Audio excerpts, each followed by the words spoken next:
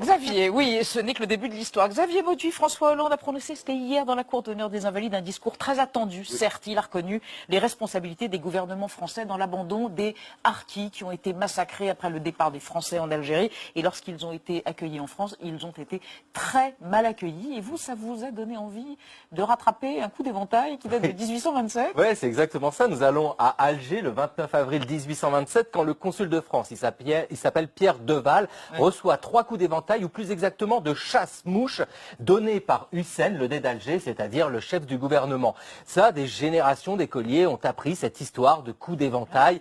La France ne peut supporter l'insulte faite à son consul et décide d'envahir l'Algérie, ce qu'elle fait d'ailleurs 3 ans plus tard. Alors bon, pas besoin d'être un expert en géopolitique pour se rendre compte que ce coup d'éventail, c'est un petit peu un prétexte. Mais il y a une chose qui est rarement évoquée, c'est pourquoi Hussein était-il en colère? Bah oui. On s'est souvent contenté, vous savez, de stéréotypes racistes du genre « les Arabes sont arrogants, ils sont colériques, etc. » Non, Hussein avait de vraies raisons d'être grognon.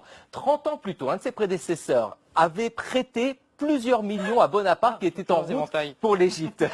Et voilà, il avait prêté parce que la France était complètement ruinée, elle avait plus d'argent, donc elle voulait se ravitailler en blé. Sauf que, bon, au moment de rembourser, Napoléon avait dit « écoutez, on va attendre la fin de la guerre ».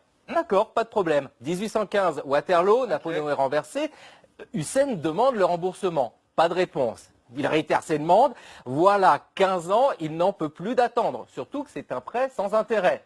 Ah oui, c'est énorme. Alors, il faut voir que ce jour-là, quand le consul de France arrive, il est extrêmement méprisant envers le Dey d'Alger. Il lui dit un truc du genre « Oh, vous savez, mon roi à moi, il a peut-être autre chose à faire que de vous répondre, quoi. » Bon, globalement, dans cette histoire... Le truc en trop, la phrase en trop. Voilà, Hussein n'a surtout pas perçu le piège qui était en train de se construire autour de lui. Et c'est tout simplement ça. Alors, pour terminer, il reste une question.